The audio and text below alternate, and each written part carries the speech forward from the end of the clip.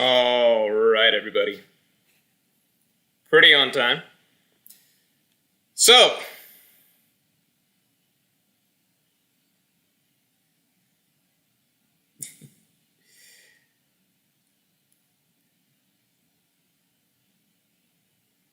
all right. It's not a new setup. This is actually a rewind to the old setup, all right? I'm a little bit concerned about how this stream's going to go. Where am I right now? Where am I right now? I am not at home. I am back. Homeless Morj LMAO. Yeah, this is closer to homeless Morj days. Look, I am back at I'm in my parents' house right now. I'm in my parents' house right now. I've been visiting my hometown for the last 2 weeks. That's why we didn't have a stream last week, because I was like, I'm not going to be able to pull it off with this setup. But you know what? I'm not going to skip 2 weeks of streams, so we're back. In a bunker, in the office? No, it's what I said, not your guys' guesses. Crypto Chris says he's in a dirty motel. Yeah. Yeah, so this is a throwback in some ways. We got the potato camera, potato audio, potato internet connection, potato background. We got the 4 emperors of potatoes. All right, so this is basically streaming on a Game Boy camera. Yeah, let's give it a bit. We'll get the toaster camera comments out of the way. Let's all get that shit out of the way. Uninspired says, who makes your favorite rotisserie chicken? I don't like rotisserie chicken. But I see why you might be asking that right now. Yeah, this is an old school Morj stream. Starting next Thursday, because I'm probably going to do a review right after the chapter. Starting next Thursday, we'll be back to normal Morj streams. Daniel Dorner says, oh my god, I thought he died. You think I died and went to here? And this is just generally what heaven looks like? Or hell, if that's where you guys think that I belong. But yeah. Oh, Ego asked, what do you think of SmashCon? I was so happy to see Mango get that win. It's such a classic Mango storyline.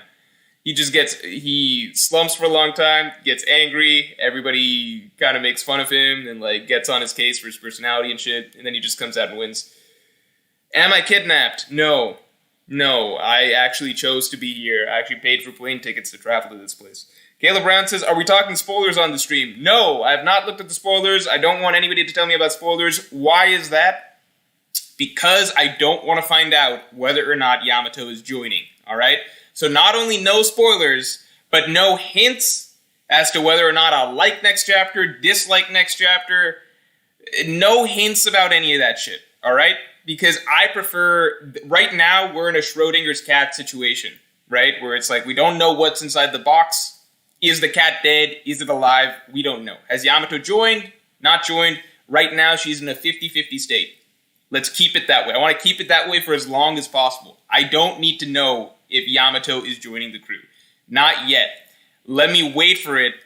We'll find out in due time. I'll talk about it Thursday after the chapter comes out. Don't tell me. Nothing. I don't want to hear any of that shit. Aliato5 says, Mr. Mank, I see you're homeless in the office again. No, apparently Oda told Film Red's director the rest of One Piece story plus deets about Shanks. I did see that, and the director has been wanting to spoil everybody for the longest time or something like that. I wonder what it means when Oda tells somebody the rest of the story. Like, how in-depth does he go in detail, you know? Ninobot says, my theory that mythical Zoan-type fruits have to be awakened into their mythical...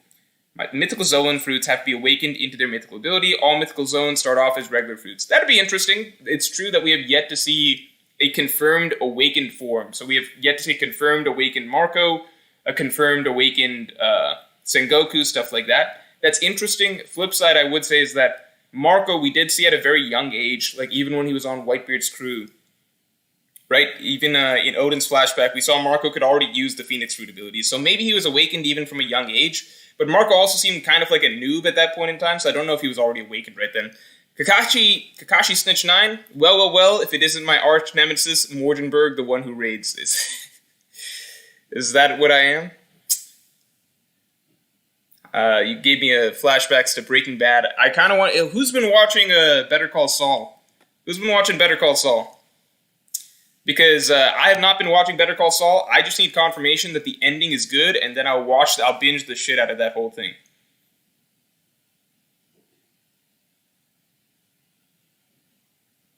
I'm brave to risk a stream with the risk of spoilers. There's a lot of stuff that's very dicey with this stream right now. One, who remembers the olden days when Morj's internet connection was basically a coin toss? Who remembers that? Who was around during that period of time?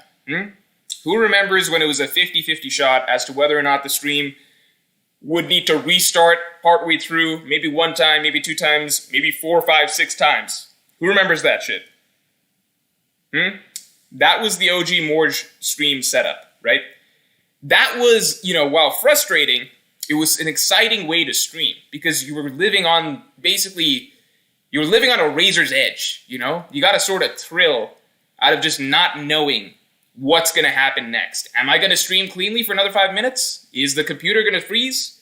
Is chat going to spam Lords for 15 minutes? Who knows?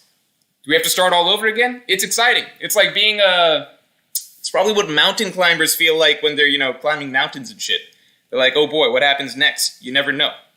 Actually, I wonder if mountain climbers think to themselves as they're climbing mountains that this must be like streaming with bad internet connection.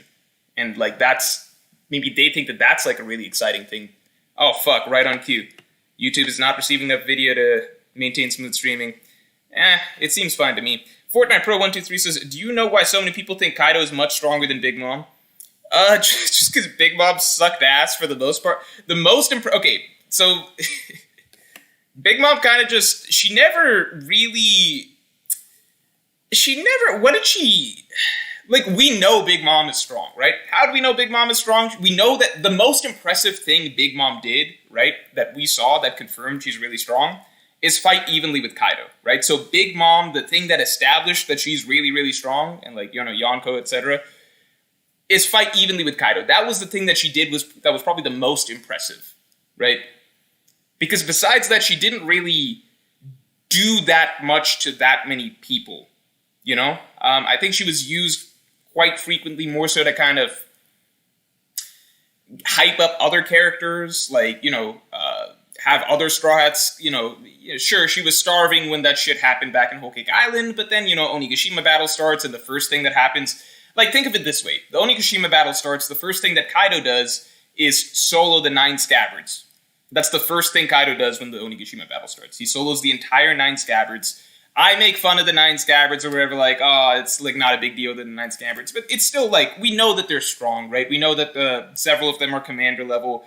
Inuarashi, Nekomamushi, they were in Sulong form, which is, even stronger than, I guess you would say, typical third command, whatever, however you want to scale it, right? Kaido solos the 9 Scabbards, right? In the meantime, Big Mom is downstairs, and what's happening, she's getting essentially humiliated, being passed around by, the lower-level Straw Hat characters. So we're not talking about Luffy, Zoro, Sanji. They've got better shit to do. We're talking, Brooks coming through. Frankie's coming through on a motorcycle. Robin is literally rolling her away. Shit like that is kind of happening to her. And that's not to say that that's her, full strength. Obviously, we know that. I'm just saying that, there's not that many moments throughout the story where it's holy shit, Big Mom just did this insane thing and fucked up all these characters or something like that, I think there was one pretty cool moment on the roof where everyone was getting their hits in on Kaido and everything like that, and then Big Mom comes through, and she's just flexing Zeus and throwing lightning around everywhere, and she kind of, she gets a good hit in against, I think, taking out Zoro, Kid, maybe Law, I forget. She takes out a lot of the supernovas simultaneously. Not takes out, but it's a cool panel and a cool moment for her. I think that's kind of the peak moment of impressiveness. It was kind of a don't forget about me sort of a moment. But she kind of peaked right there. I would have loved to have seen her flex her. It's crazy. I would have loved to have seen her flex her abilities more over the course of the battle because she's got such a versatile, maybe the most versatile moveset in the entire series. The lightning was really effective. Use the lightning more. Use it again. It seemed like it worked really well. Just keep doing that. I don't know why she stopped, There's just certain things. Anyway, where are we at? Fortnite Pro 123 says, no, that's what we were just answering for the last 45 minutes. Daniel Dorner says, hey, George, thanks. The ending of Better Call Saul so far is perfect. I'm excited. Has the last episode aired? I feel like as far as I know, there's like one episode left. I'm pretty excited. If I know that there's another series out there that just closed that's as good as Breaking Bad, I'm going to binge that in a heartbeat. Rojandro XX says, Morj, do you get to peep SmashCon? We got Mango versus Hungrybox Grand Finals for Melee. It was dope. Yes. I would have loved to have seen Mango Zane. I don't like seeing Zane lose. Like, Mango's my favorite player, but I would have liked to have seen Zane do well as well, just because he's been in a bit of a slump that's not being talked about much. But I'm just happy Mango won at the end of the day. It was the ultimate fuck you. It was literally the ultimate fuck you. If you know anything about Melee and you know the discourse that was going on around Mango, it's just like... I criticize Mango for like a lot of things and sometimes the way he acts and stuff, but like he's literally carried the... I don't think people recognize or appreciate how much Mango carries the excitement or hype for Melee for a lot of viewers. And he's done it for so many years. Viewers owe Mango way more than Mango owes anybody else. So he has 100% a right to just be like, fuck you all. Like, he probably just doesn't feel like he gets the respect he deserves because he actually doesn't at the end of the day, as crazy as it sounds. For everything that he's done for the game and continues to bring to the game. Where we at? Caleb Brown says, if I can't be a mod, at least give me channel members. You can be a mod, Caleb Brown. No, you can't. You say all that weird shit. I forgot. It's like, Caleb Brown, yeah, he comes through the stream all the time. It is like, you super chat pretty frequently. But then I caught myself. I was like, wait, I remember why I don't mod you. You're a dirty kid.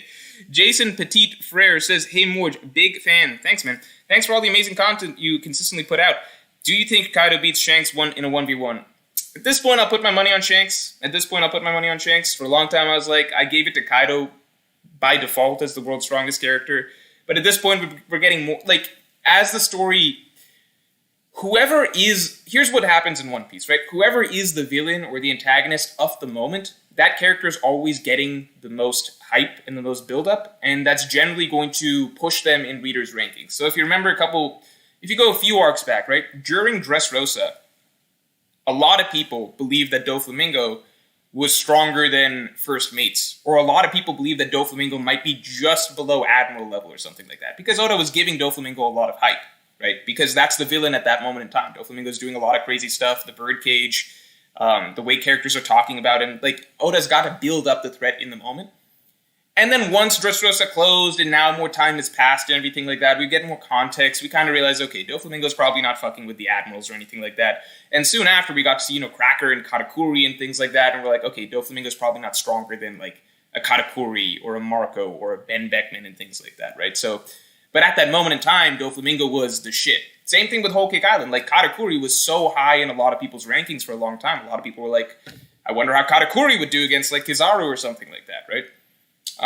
Even Big Mom, if you guys remember, during Whole Cake Island, especially when Big Mom initially started her rampage on Whole Cake Island, and she was launching Elbaf cannons, and like Luffy, Jinbei, everyone would, like, Luffy was shitting his pants at Elbaf cannons. They were all trying to get out of there. It was clear, like, it seemed like nothing could stop Big Mom for a bit. Then she started starving, and Oda kind of smacked her around a little bit. But, like, there was a period of time during Whole Cake Island, some people believe that Big Mom might be, like, second or third strongest in the world.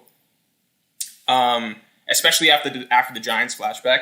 And a lot of people had Katakuri. People were like, yeah, Katakuri might be almost Admiral level.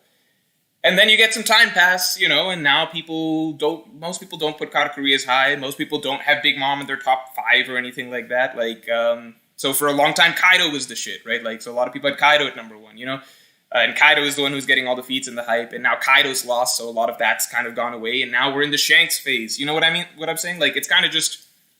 It's always good, like, the later you go, and I think the simplest thing we can bet on is that the later characters that feature further along in the story are ultimately just going to turn out to be stronger than who we initially believed to be stronger before. That's just kind of the way shit goes, that's not going to be the rule for everyone, but, there's a reason Shanks, Blackbeard, etc. are being saved for last versus Kaido and Big Mom, who were the shiny objects at first, but they existed to be dethroned, essentially, so that we can get to the real shit, which is... these last remaining emperors. In my opinion. Might be wrong on that, but that's kind of just how it's felt like it's gone in One Piece for a while. Ippo Takamura says, Pell survived a bomb at point blank range, but Big Mom didn't.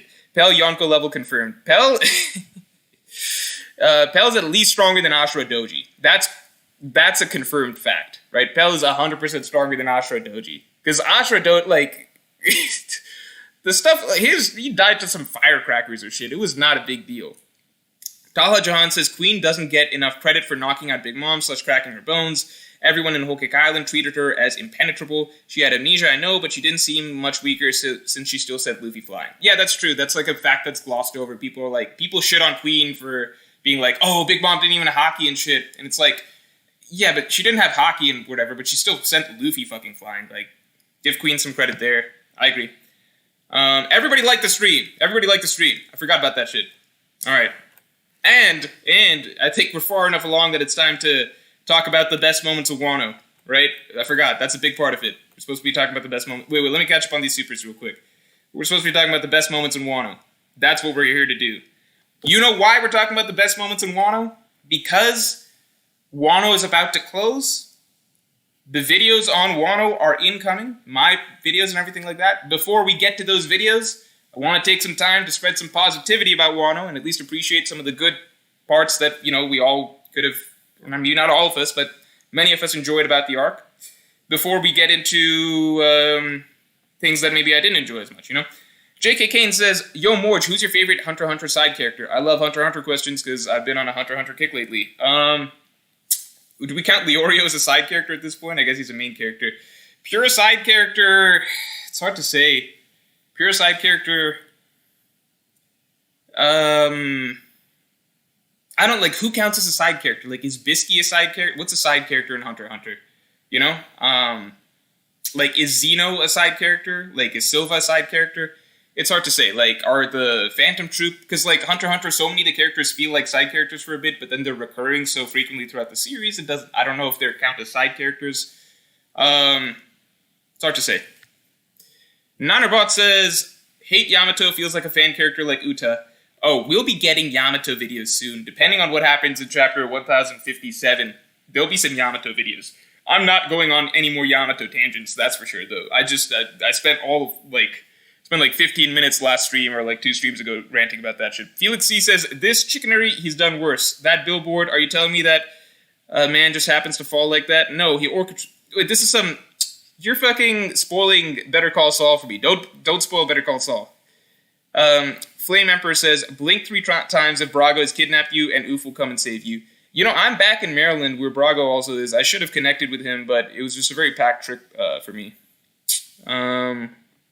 Probably next time I'm back here. If Film Red was out, I think we could have done some content surrounding Film Red, but it's not out in the US just yet. Appelina Top Hat says, hey Morj, there's a rumor going around that you're a huge Uta stan and supporter, and that you really want her to join the crew. Is this true? These rumors are in fact correct. I love Uta. I think that the fact that we're all being told to just accept that she exists and was around when Luffy met Shanks, I love that that's happening. I think that there's nothing better than being told that the past that you once believed in and had nostalgia for was a lie, and that there's a completely different version of history that you're now supposed to buy into so that a company can make profit off of a movie that they made that's pure fan fiction. I will say this, as much as, I'm talking shit or whatever, I haven't seen Film Red. I am actually interested in Film Red now because, look, I'm only human, right? 1 week or 2 weeks ago, I was making fun of Film Red and stuff. Now, little clips and stuff are coming out from Film Red. There's, little shit that, there's certain little fights and interactions that happen in those clips that, even me, who calls all the One Piece movies fan fiction, I'm like, shit, that'd look cool to see in theaters. And, in general, I was really negative about the One Piece movies a while back. Then I watched Film Z. I liked Film Z. I'm sure Film Red could pleasantly surprise me. So I'm not going to say anything about Uta at this point. What if I watch Film Red and I really like Uta? What if Uta's got a backstory like Robin or some shit? What if I come out of Film Red being like, fuck, what if Uta's my favorite character now? Huh? Then I'll look back at my past self and be like, man, you didn't know what you're talking about. You know what's hilarious? So one of my really, really, really one of my best friends, right? He did not watch Hunter x Hunter. I was trying to get him to watch Hunter x Hunter for a long time. He was one of my roommates last year, okay? He watched anime, and I would actually, like, get him to watch anime before me so that he could kind of vet it and then tell me if it's good or not. So he did that for, like, Steins Gate and, like, JoJo's and stuff like that. But anyway, that aside, I was trying to get him to watch Hunter x Hunter. I'd read Hunter x Hunter at this point. I was like, watch the anime, tell me if it's good. He refused to watch Hunter x Hunter for the longest time. You want to know why? Because he complained about, he was like, I don't know, man, this main character, he fights with a fishing rod. That seems really lame. I'm not interested in watching a series of a main character fighting bad guys with a fishing rod. This is the dumbest shit ever. I'm like, dude, how do I explain to you how little that fucking fishing rod matters over the course of Hunter x Hunter? I promise you, the fishing rod has next to zero importance for the story of Hunter. He doesn't even fucking use it past a certain point.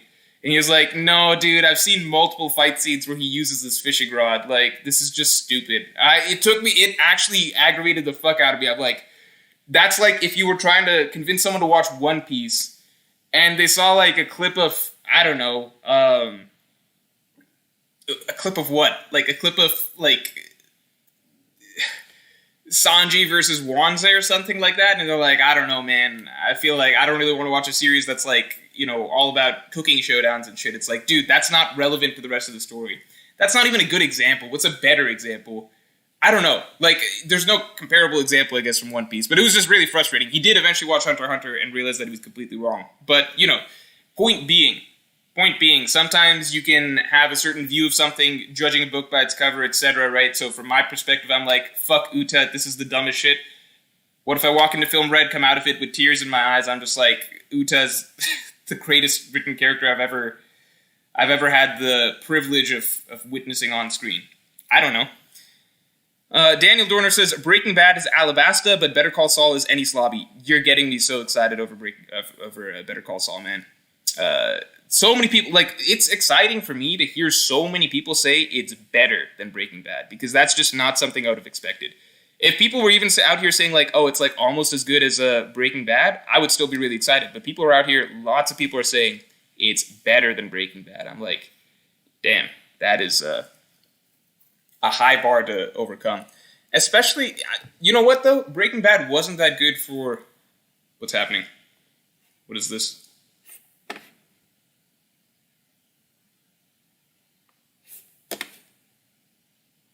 What is this? Is it unfrozen? All right. All right, we back? All right. Caleb Brown says, my favorite Wano moment was when Uta showed up to fight Kaido with Luffy after promising that she would be there for him when they were kids. Yeah, that was pretty great. It's legitimately not that far off from essentially what happened with Yamato. Random character shows up who made a promise with Ace off screen that she would one day help free Wano or some shit like that. Edwin Rodriguez says, hey Morj, just stop by to say I hate Yamato, enjoy your trip. Thanks, Edwin. I needed to hear that. William Marshall says, thoughts on the Monster Trio fighting Cross Guild. Okay, we will get to actually ranking the best moments of Wano in a second. Thoughts on the Monster Trio fighting Cross Guild. Luffy versus Buggy, Sanji versus Crocodile, Zoro versus Mihawk. I don't think Luffy's fighting Buggy ever again.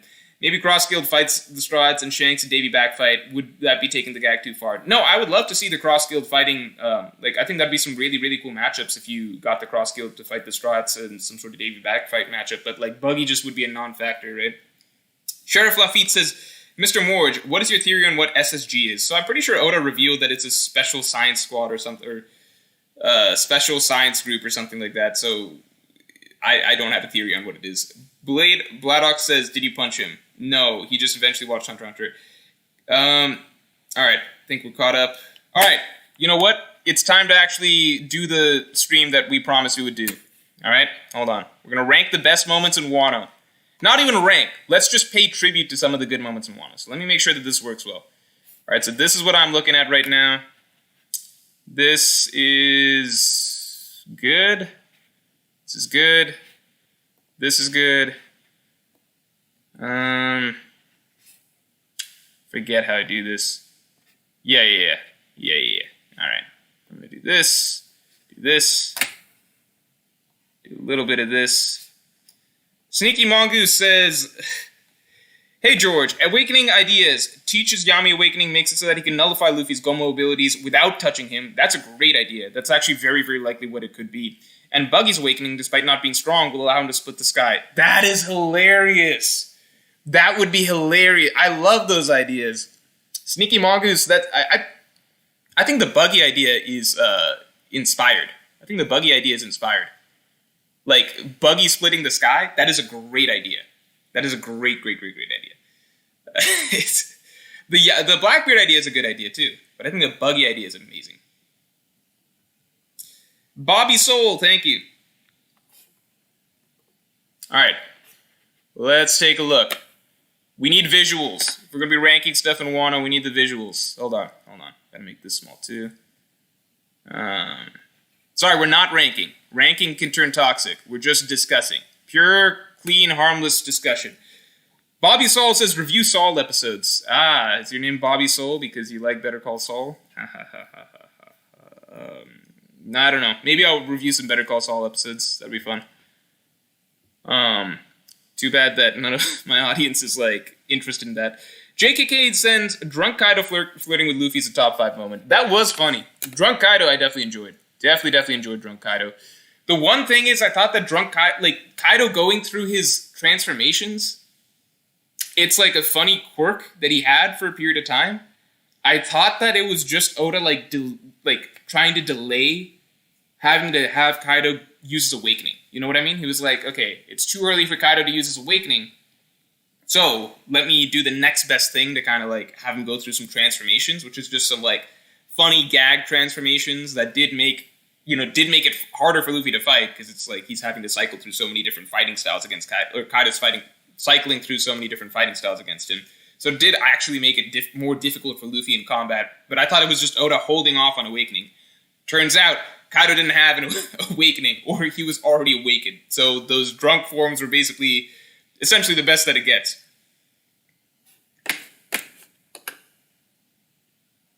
I could put it on film analysis. True. If only I still fucking did that channel. I'll figure that out soon. Because at this point, I've made certain decisions about how to allocate my time, and the film channel is definitely looking enticing. But I'll say this. It'll be, okay, the things that I'm torn between at the moment, returning to film channel versus other manga content, including things like Chainsaw Man, because I really want to do some Chainsaw Man content. So it's like, you can't have everything, at the end of the day. I'm talking to you guys, but I'm also talking to myself. You can't have everything, you have to make certain decisions. So it's like, sure, I would love to talk about Better Call Saul, but I would also really love to talk about Chainsaw Man. And these two things don't mix that well. So you kind of got to pick and choose. So I'm taking my time trying to figure out what's right for me, what's right for my channel, what's right for me time-wise, right? What's the smartest thing to invest my time into that I also really want to do. Appleina Top Hat says, you seen the theory that Uta is 10th captain in the Blackbeard Pirates? I fucking hope Uta does not make a canon appearance in the story. That's all I'll say. Movie Morj is the redheaded stepchild, says Felix C. Yeah, he kind of got shunned, forced into the attic, told to never return. He's kind of like, when Harry Potter lived in the cupboard under the stairs. That's kind of like what I did to Movie Morj. I'm like, you exist, but you just stay over there for now. And like, I don't really know. Like, we know Harry Potter has a happy ending at the end of the day. Eventually he's let loose from the cupboard in the attic or under the stairs or whatever. He's let loose from that cupboard and free to, go be a wizard and shit. So, maybe Movie Morj will get to shine as well. Or maybe this is a story about the Dursleys, so we don't talk about Harry Potter. Bobby D. Blizzard says, do you think we could get a buggy arc like Long Ring, Long Land with Zoro versus Mihawk as his circus's main attraction? Also, Better Call Saul is great. I've long said that I think that some sort of a Davy Bax fight setup, so a lot of the... I thought that Mihawk way back when would be on Shanks' side at some point down the line, because the Shichibukai would dissolve, Mihawk would have to find a Yonko crew to join up with. I assumed it'd be Shanks, because Mihawk and Shanks are buddy-buddy, right? They're buddy-buddy. But turns out he went to Buggy's crew, which is a fun twist. So I had assumed that come some point where Luffy and Shanks are having a Davy Back fight, at that point it would be a good time to introduce the idea of, like, Zoro and Mihawk having their own fight at the same time, right? Like, they go off and do their own duel. Now, that can still happen if there's, like, a three-way Davy Back fight or something along those lines. So we'll have to wait to see. Brandon King says, Luffy taking mummy virus to encourage prisoners. That was a good moment. That was a great moment. You know what? Let's start with that. I actually really like that moment. I love that moment. That was probably my favorite, besides Gear 5th shit, I think that was my favorite Luffy moment easily. Like, it's hard to say. So Gear 5th is cool for what it is, but it wasn't so much about Luffy's, it obviously, it's a representation of what Luffy's character is all about, obviously. But it's more like, at the end of the day, it's a transformation that Luffy kind of just wakes up and has. You know what I mean? It's not really something that, like the prisoner moment, the Udon prisoner moment, that was a really cool character moment for Luffy, right? Like, I don't consider Gear 5th a character moment for Luffy, right? It's a really cool embodiment of everything that, like, Luffy represents. So, conceptually, you know, that's the most fantastic version of Luffy we get. So Gear 5th is cool for a different reason. As a character moment, I really, really liked, I think it was chapter 949. I'm so good at this shit. It's definitely chapter 949. Look at this. Look at this. Look at this. Look at this. Look at this. It's this chapter. It is this chapter.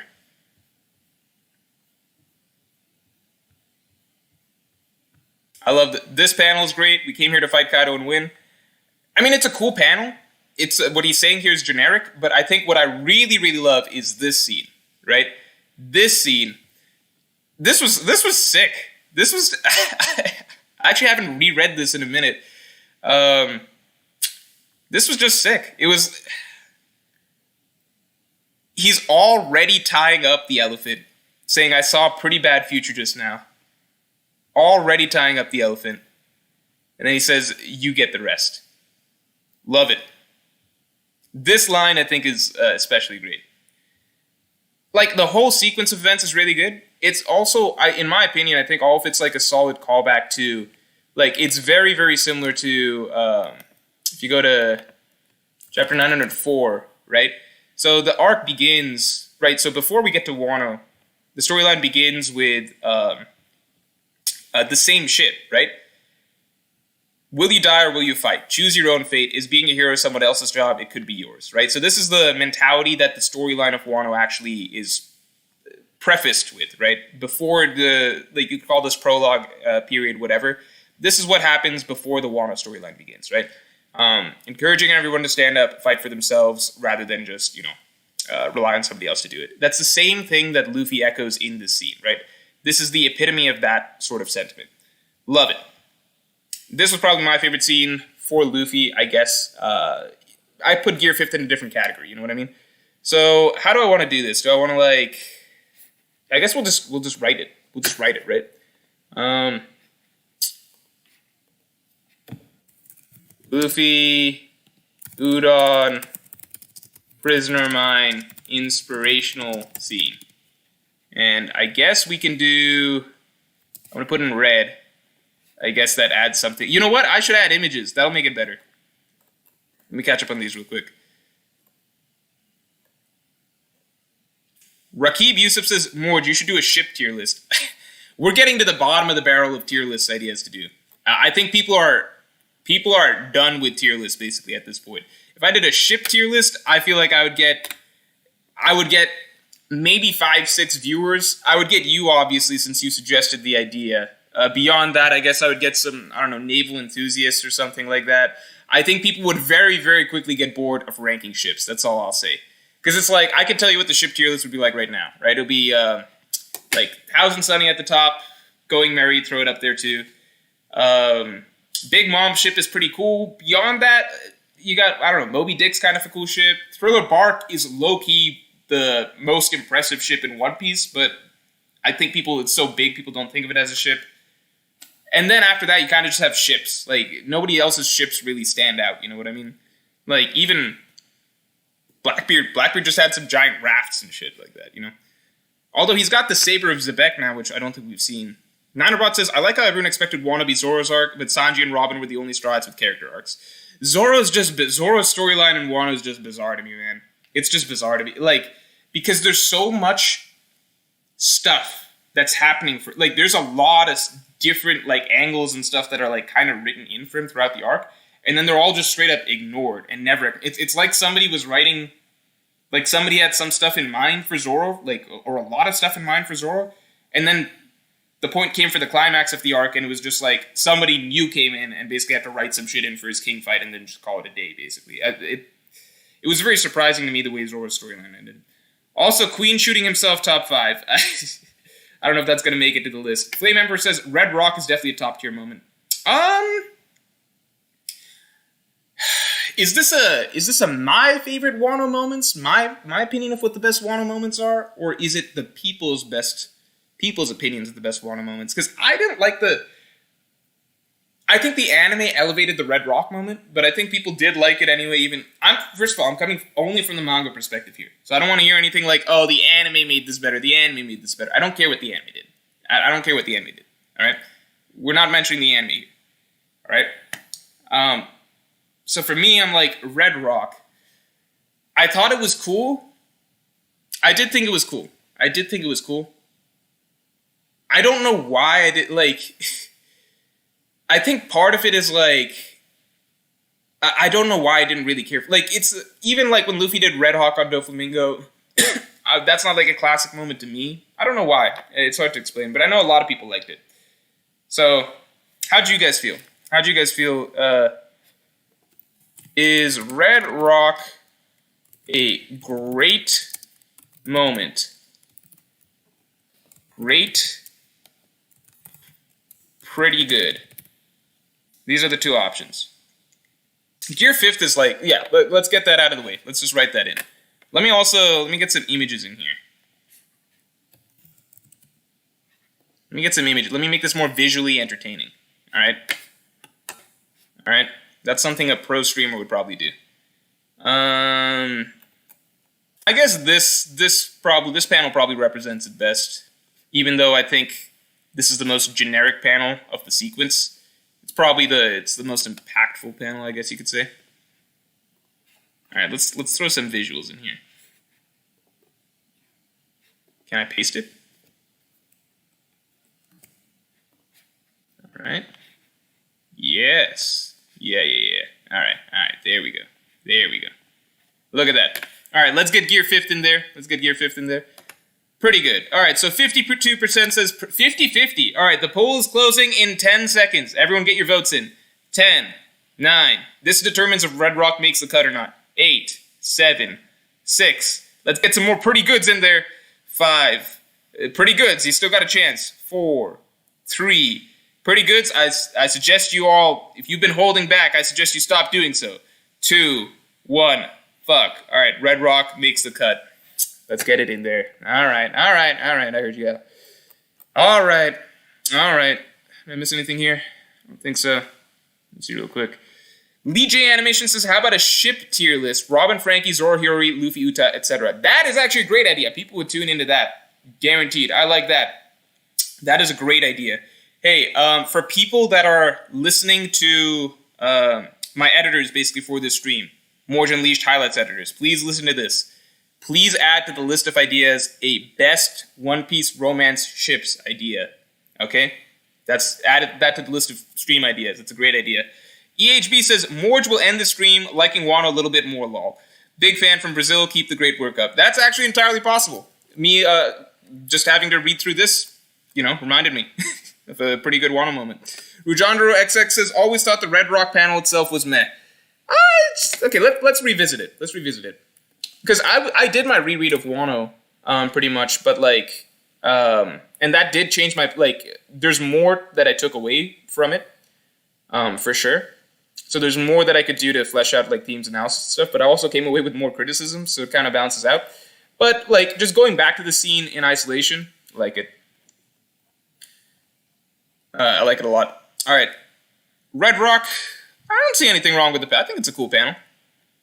And it was voted in, so we have to.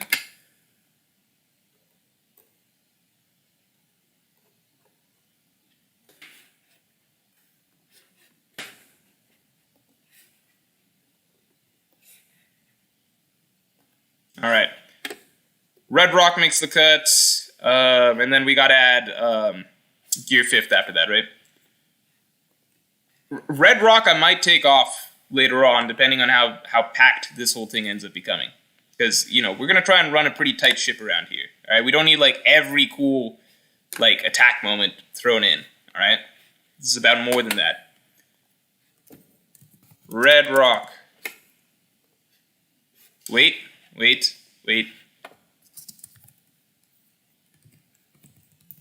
Questionable.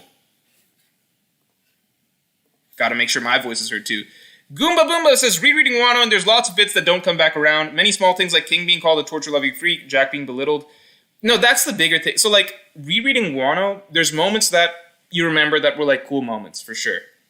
But the bigger thing is, I don't feel this when I'm rereading Dressrosa or Whole Cake or anything like that. Whole Cake, the ending I do, but, and there's certain small things like handcuffs and stuff like that. But definitely not Dressrosa, which is with Wano, when you reread it, that's one of the things I thought was strange when people are saying, Wano, anybody who doesn't like Wano, it's because it's the weekly experience. If you binge it, you like it better. I think Wano is the arc that's the opposite, where week to week, there's hype stuff that, can carry people's excitement for a long period of time. Again, Gear 5th, or Luffy and Kaido splitting the sky, the Conqueror's Haki shit. Even this chapter, Red Rock, right? I personally felt that was the case. We would go through many weeks of people being oh, nothing's happening, but remember this crazy thing that happened, or Wano has these crazy highs and stuff like that, right? I think week to week, Wano actually benefited a lot, because when you read the whole thing in one go, that's when I think a lot more of in my opinion, suddenly becomes apparent how many things didn't really go anywhere, and how many things, seem unnecessary, superfluous, forgotten, setups that aren't actually setups, or basically just character storylines or character threads that are basically pointless or unnecessary or don't really add anything to the story, essentially. So I think that on reread, it actually, when you get it all in one go, it feels a lot maybe less coherent or messier, at least for me, when I was rereading it. And I'll obviously be explaining more in depth with actual examples when I put out my videos on the story. On reread, I think this is an arc that comes away worse when it's all put together versus weekly. Because weekly, you get the weekly hype, versus all together, when you're evaluating it as okay, one continuous story, I think it's a story with a lot of cracks in it, filled with cracks, in my opinion. Zealot says, who you got in this fight? Dawn Creek versus Hold'em. Hold'em. Easy. Hawkeye Dragon says, have you seen the map Oda made that shows us the islands the Supernovas are going to next? Kid to Elbaf, Law to Beehive, and Luffy to Sphinx Island. I didn't know that Oda made a map of that. That's crazy. Is that actually true? Where's that? Is that confirmed somewhere? Let me get Gear 5th in here. 1043...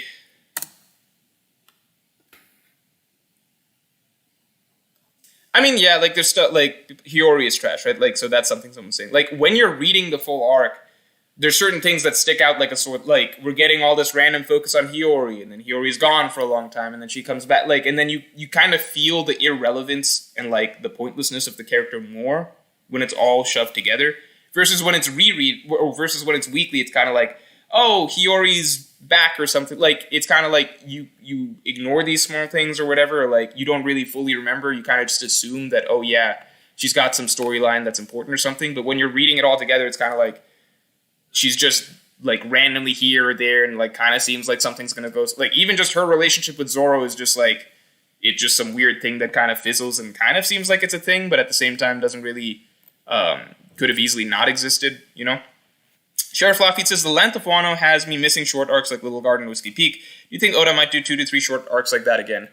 I mean, if what this guy just said, of them going to Sphinx Island or something next, then yeah, sure. But I think that I would guess more likely than not that I would hope that Elbaf is a tighter, more compact arc. Wano was always set up to be a really, really heavy, bloated arc with a lot of characters, even from well before we actually got to the place, just because we knew kind of so many different figures are heading there. Samurai, plus more samurai there, plus Minks are coming over, plus they're pulling Mark over, plus probably supernovas, etc. Elbaf doesn't seem at the moment like it's set up to be like that, but we know the final war is going to be something crazy, and there's not too many arcs left as far as we know, right? Banana says, Gear 5th is the worst thing to come out to Wano, straight up Luffy character assassination.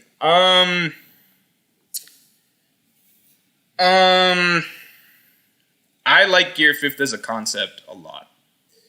I really love Gear 5th as a concept. As a chapter off, I suck. All right. I love Gear 5th as a concept a lot. What I will say is that, I think there's criticisms of Gear 5th that people have put out, which is more so, in my opinion, related to how it was built into the story and how, I separate the two. How Gear 5th was built into the story, how Luffy unlocked it, etc. I put that in a separate category of what the concept of Gear 5th is and the fun that I had while reading the Gear 5th chapters, basically. So that's all I'll say for now. I've said, I've talked at length about why I like Gear 5th a lot. I put out full videos basically explaining why I think that, it's amazing for, it's amazing for, I guess, the final step of, what Luffy has to become, in a sense, or, the penultimate step at the very least, because we know he's got a bit more of a ways to go. And it sounds like the last step that Luffy really needs is hockey-related, right? So that's really exciting. That he still has a ways to go, and hockey obviously is more character-based than something like a Devil Fruit ability. So that'll be an exciting step to see. But I love how Gear 5th represents, I think, in the purest sense, the final type of fighter that Oda wanted Luffy to be. And I think it's really creative, etc. But I think that there's a lot to be said about, one, how the concept of it was built into the story, and two, how Luffy himself unlocked it. So, I don't know. I'll talk about that more later. But I like Gear 5th, so I'm going to put it in. Best stuff of Wano. And I think most people would reference Gear 5th as, maybe the highlight of Wano, the coolest thing to come out of Wano. Am I right on that? Shoot. What did I do here? Fuck.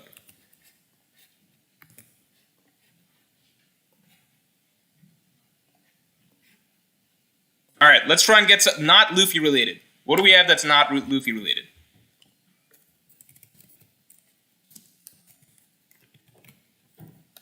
We got to get the exclamations and everything like that to show that we're hyped about this.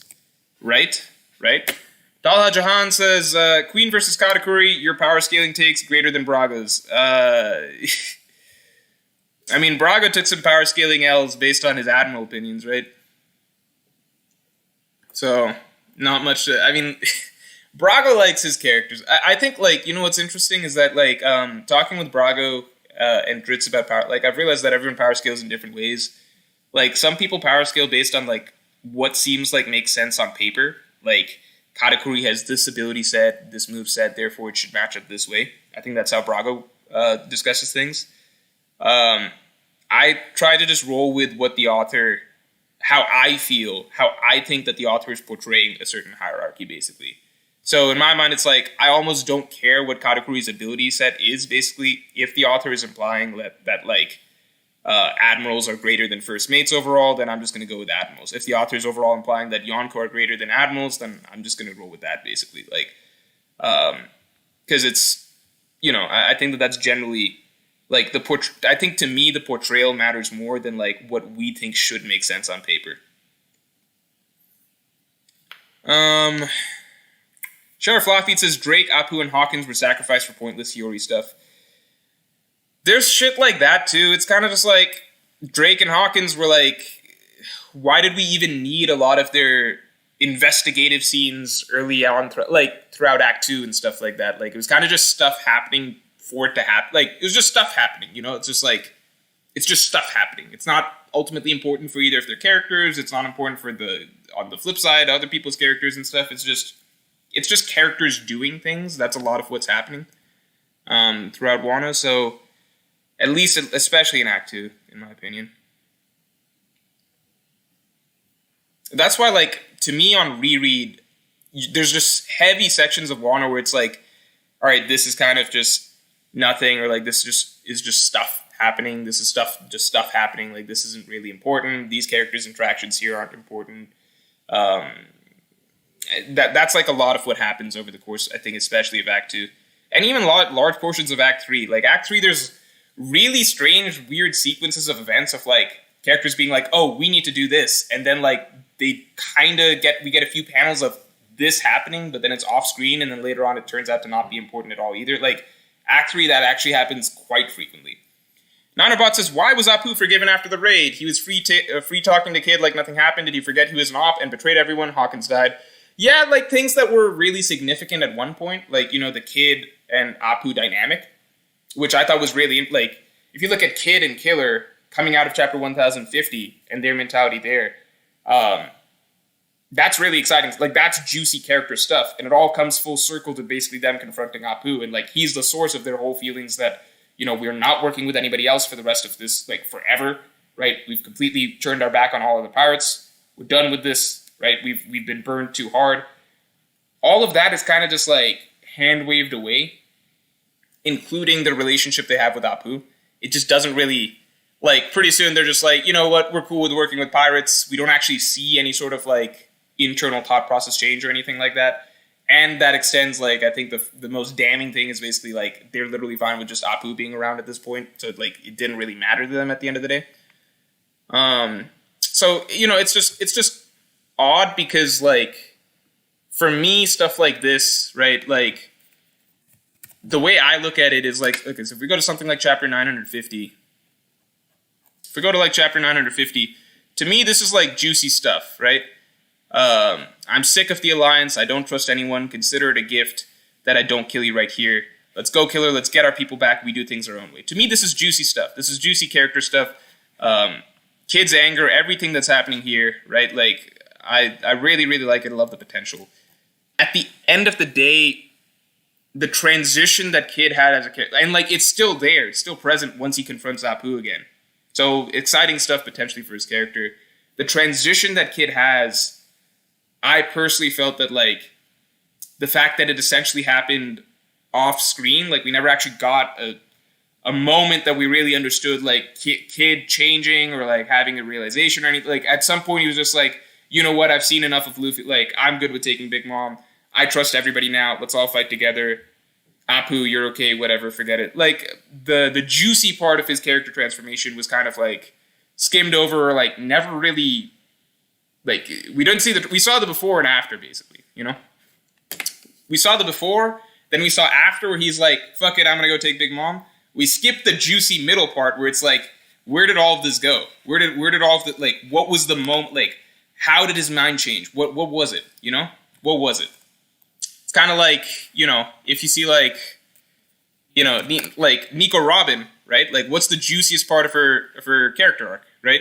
What's the juiciest part of her character arc? It's the moment that this shit happens, right? So before this, Robin has a certain mentality, right? This is before. This is her beliefs before. Hard bought into this mentality that I can't be with other people. My name is the world. Everyone will abandon me, blah, blah, blah, blah, blah, etc. Then we get this moment. We have a powerful moment where you get the character transition, like the transition in terms of the mentality of what they're thinking, why are they believing what they believe, etc., right? This moment is really important. This is a juicy character moment. Then we get the internal monologue. Live, I thought it was something I couldn't wish for, blah, blah, blah, blah, blah. Like, you see the whole sequence of thoughts, the fallout from this moment that turns her from A up here to B, right? And now you could say, like, that's what makes Robin's storyline so powerful. You could say, well, it's not fair to compare Kid to Robin, because Robin's obviously very hard to top, but, like, this is just one example, right? I could go through a dozen different examples of, like, more and more minor characters throughout the story. Like, I can go through Wiper, I can go through Nami, I can go through pretty much most of the Straw Hats, like, you know what I'm saying? I can go through Law and Dressrosa, like, I could go through multiple characters in Dressrosa. This same sort of thing, that's just what character writing kind of is. Whereas with Kid, it's kind of like, it just, we skip the juicy part. We're at A here with Kid. Then we get B, which is, he's downstairs, he's like, I'm cool with fighting Big Mom with Law, and, like, Apu, you're good with me too, after the war and everything like that. We kind of skip the middle part. The middle part where the actual, like, what's he thinking on the roof? What changes for him on the, like, we can assume that he's inspired by Luffy or something like that, but, like, where does it really happen? Like, what's the character transition? I think that's the thing that I would say is the most wasted bit of Kid, because he's got some juicy stuff he's working with in Act 2. I was really excited for Kid right here, as of this chapter in Act 2. But yeah, that's my opinion. Caleb Brown says, what if the Cross Guild ally with the Blackbeard Pirates? I don't think so, because, characters like Buggy, Mihawk, even Crocodile, like, we've come to view them more as, like, the guys that are not going to be on, like, the pure evil side, basically. Like, even Crocodile, right? Crocodile, he was given a chance to work with Blackbeard, and he said, fuck off. Flame Emperor says, Ashura, enough said. Yeah, we don't need to talk about Ashura again. Angel Rise says, one of my favorite moments was 1029. It was a friendship trope done visually cool that was outside the main cast. 1029. Isn't that the Orochi introduction? Oh, no, never mind. Hold on, I gotta go here. 1029. 1029.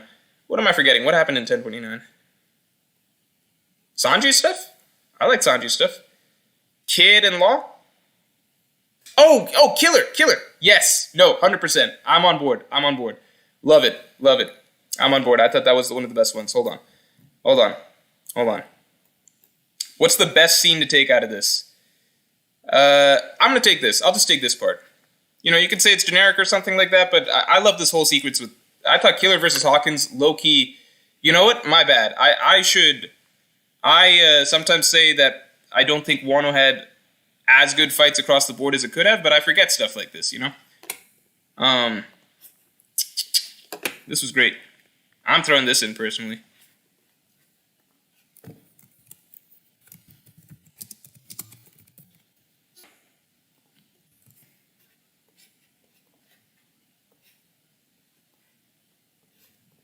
All right. Flame Emperor says he laughed is also great. You're right. It's just hard for me to view. I'll add he laughed, obviously. But I view it in a separate category from the Wano storyline. Because to me, it's like a flashback that happens to take place during the Wano storyline, but it, has no real relevance to the plot of Wano. We could have gotten that backstory in any arc, if that makes sense. That bit. It's just that Oden was kind of the easiest way for Oda to slip in, a spectator of that shit happening. So I view it in a slightly separate category, but, I'll put it in a second. I'm also going to put Yasuo is dead. Someone reminded me a second ago. Sheriff Laffy says Nami Pirate King moment and Killer Hawkins. Yep, I got Killer Hawkins. Nami Pirate King moment, I'll throw in. That one kind of, especially on reread, that one I was kind of underwhelmed by it just because I didn't realize that Nami was going to get literally nothing else for the rest of the arc, and it feels cheaper now knowing that was kind of Oda's way of being character moment for Nami, and it's weaker version of a really well done Usopp moment from way back. You know what it was a good character moment, I suppose, with nothing else for the character period, I guess, throughout the arc, so it feels cheaper to me, versus, I'll throw it in though, because I did like it initially. Artavin's Sivasalem says, best moment in Wano, raid ending in failure. Would have been. Gar of Durandar says, will you count Rogers? He laughed in the list. Yeah, I just discussed that. One of the best in the series. Love your content. Can't wait for the complete Wano arc analysis. Yeah. I'll throw that in. Sheriff Laffy says, which was worse, Ice Oni or the Yamato bomb stuff? Dude, the Ice Oni stuff, when I reread that section, I was just this is wild. Because the reason being, it took several chapters for that shit to play out, which was insane to me because there's so many more interesting characters, so many more interesting character storylines, or so many more the stuff that could have happened instead of the Ice Oni stuff, maybe something for Brook, maybe something more for Nami, something more build up around that scene that led to her making that proclamation around Luffy, right? Maybe something more for maybe Frankie versus Sasaki could have been actually a fleshed out fight or something. There's so much, it's actually wild because it feels, when you're reading throughout all of Act 3, especially the battle stuff, right? You can feel how Oda's crunching stuff for time. But then you get this Ice Oni section randomly that Oda was just fuck it. This one can span 10 chapters. And it's just dude, this was the one thing you were happy to give, 10 chapters worth of space to. Everything else feels really, really scrunched, and you can feel him shaving off edges and stuff and being okay, this little bit can be off screen, etc. But not the Ice Onis. He was this moment for Chopper where he sets everybody on fire and is I solved it. Fire fixes ice. The moment that has almost no I think it does almost nothing for Chopper as a character other than him just doing his normal doctor thing, you know, which we've seen him do that in Zoe, and like it's not, he doesn't really do anything new other than like it puts more of a spotlight on him doing it, I guess, but it doesn't really progress his character in any way. He does have the I'm not a Tanuki moment, so like that's the first time he really snaps, so that's kind of cool, but it's not really like, you know, you compare it to the Gedatsu fight, if you read that, or you compare it to the Kumadori fight, if you reread that, or you compare it to even like him versus Hogback, like these are all moments that really progress him as a character. The Ice Oni thing was just bizarre, because it's like, it stretches for so long, he doesn't really progress as a character over the course of it. He kind of, it's just like him being like, I gotta solve this, it's fire. Guys, it's fire, and then like it's just I don't know why Oda spent so much time on that one. It's kind of crazy. Morj, you forgot to answer the actual Queen versus Katakuri parts of Solid John. Oh, I'm sorry, my bad. No, I got Katakuri still. I still got Katakuri just because I don't think that Queen has a really good power set for hurting Katakuri. You know, Katakuri's like a really shifty fucker. Like he's hard to hit. He's hard to hit. It's easy to forget that, but he's really hard to hit. Aramaki Stan account says, Green Bull arriving on Wano and Zoro cutting Kaido. Green Bull arriving on Wano, I can no longer put that up there just because of the way it turned out. I'd put the Shanks shit, Zoro cutting Kaido. Also, Big Mom was the most useless character. I don't know why Oda introduced her just to make her a joke. I unfortunately can't put Zoro cutting... I don't think Zoro cutting Kaido is one of the best moments in Wano. I don't think it was even the best moment of that chapter, is the crazy thing, right? Like, I thought it was cool, for sure. I didn't think it was like the best moment of that chapter. I thought Luffy's Conqueror's Haki even topped that, personally. Like, it wasn't even made to be the highlight moment of that chapter, in my opinion. I think it was more so like the setup to Luffy using Conqueror's Haki. Ones that we're still got to get... Hold on, let me type up. We still got to get... He left. We got to get Yasue's death. We got to get Nami saying Luffy, Pirate King. I think I was missing one thing. Forgot what it was. Sanji and Zoro versus King and Queen. Robin defeating Black Maria. Ebisu's death. I'm going to put... Here are the ones I'm going to put. Sanji destroying Raid Suit. I'm going to say Robin versus Black Maria. Tsunachi versus Kaido. Momo claiming his title. Like, these are good. I'm not saying they're bad moments. I'm just saying, like, we're looking for the best moments in Wano. The best, like, things that you'd say are classics, in my opinion. I guess, obviously, more so things that I would say are classics, I guess. Not that they're bad, but I like Momo saying his name and everything like that, but I'm not going to be like, oh, that's, like, one of my favorite scenes of the story. Whereas other shit, like, I think Killer versus Hawkins, great fight. Like, one of the best side character fights we've ever had in One Piece. Maybe Killer versus Hawkins has an argument for maybe being the best side character fight in One Piece. Like, yeah, I think. Depends who you call a side character, not a side character.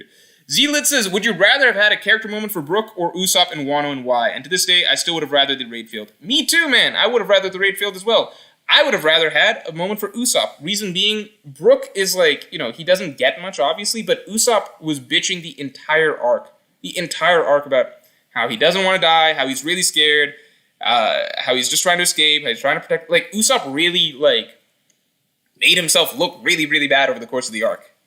Like, so I think Usopp was more so, he kind of needed something more than Brook, whereas Brook was kind of just a non-factor. He may as well, if Brook didn't exist in Wano, nothing changes about the arc. Same thing for Usopp, but Usopp was like a net negative for himself, character-wise, whereas Brook, he was a net neutral, right?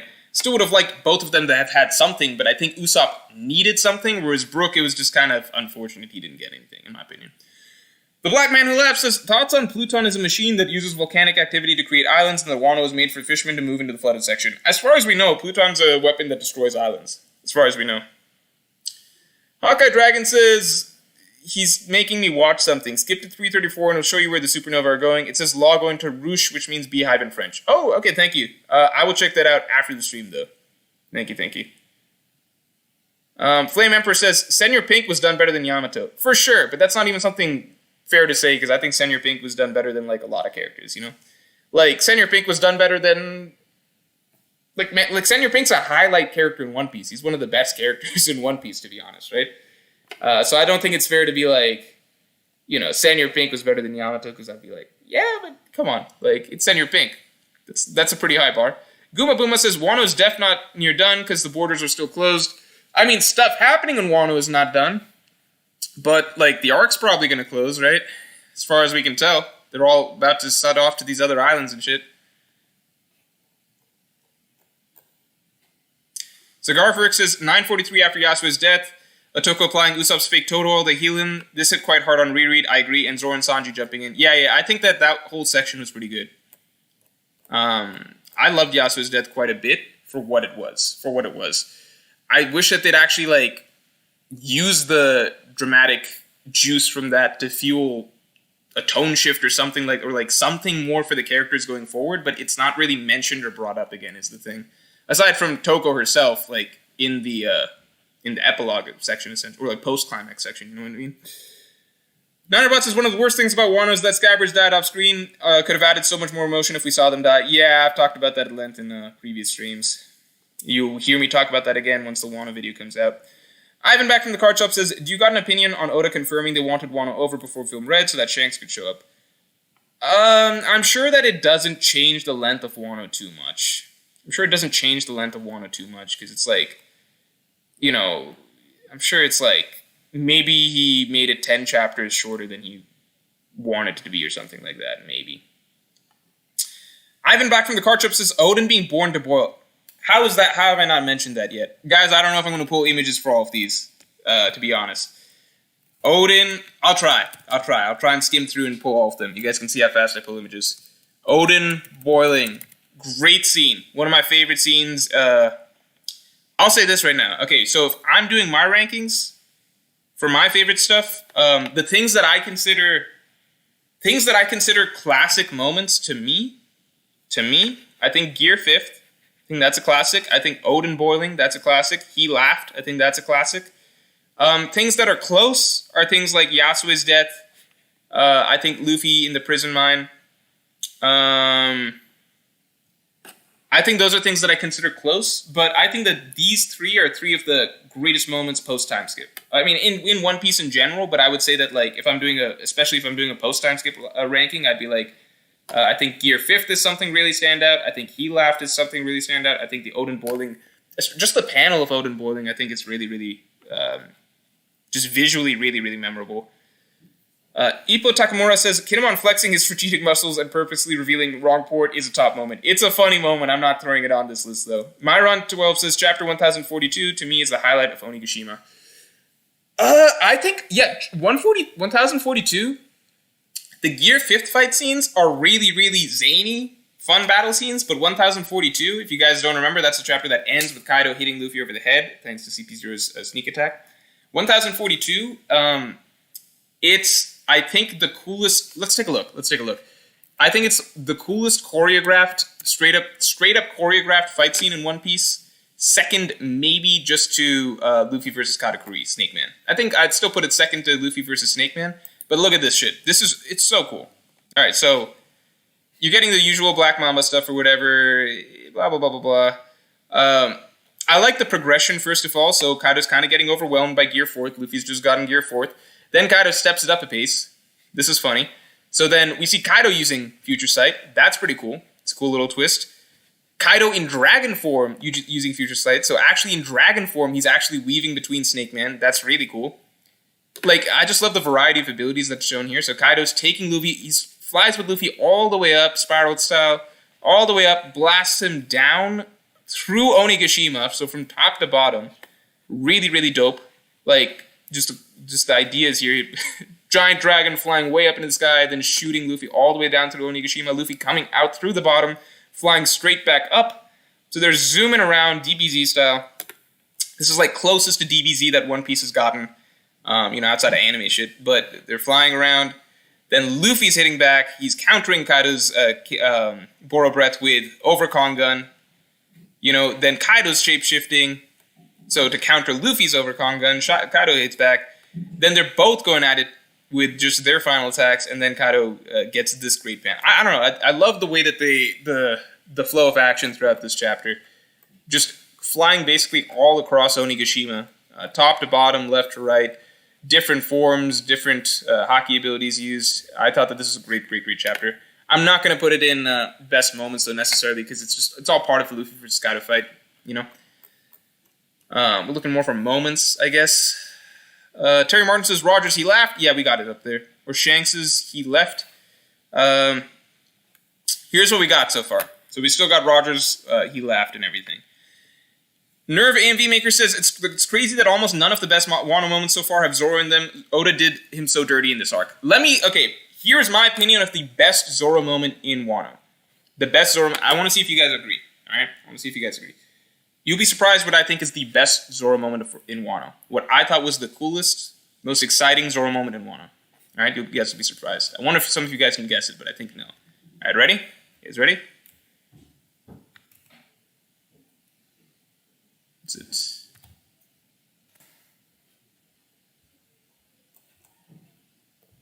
One more. My bad. I genuinely think it is this. I think that this is the best Zoro moment in Wano. I think this is the coolest Zoro moment in Wano. It gets you so hyped for what Zoro might be doing. Look at the pacing of this scene. It's beautiful. I love this moment. You can feel the difference if you go back to Act 1 versus Act 3, the difference in pacing is monumental, right? Oda took more time with this moment than Zoro scarring Kaido.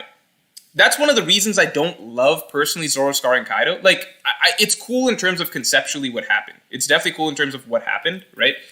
And obviously, like, my personal bias is I assumed that there'd be something more for Zoro, partly because of the dialogue and stuff that comes out of it. Kaido is still saying that there'll never be a samurai as good as Odin. Zoro saying, I was hoping I could at least knock you off your feet. Kaido saying, oh, you did enough.